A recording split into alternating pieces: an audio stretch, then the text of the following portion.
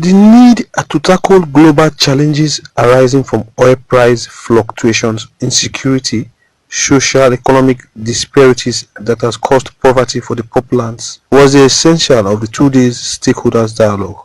UNICEF representative Christine Munduate in her review applauded the relentless efforts of government and partners, but she said with 63% of Nigerians, which includes 70 million children affected by poverty, there is urgent need to expand our social register and establish a robust, inclusive and responsive social protection system. I trust in the potential of this workshop to develop a shared framework for understanding and addressing poverty and vulnerability.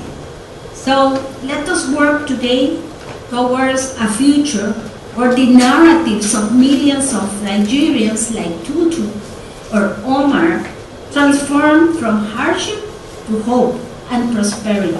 In her speech, representing the Secretary to the Government of the Federation, the Permanent Secretary, Political and Economic Affairs, Eswabana Nsanye, highlighted poverty and vulnerability as a pressing challenge that needs mitigation for access that will improve the lives of millions of Nigerians. The COVID-19 pandemic had presented us with new challenges, pushing approximately 63% of our population into multi-dimensional poverty, of which almost about 70 million are children.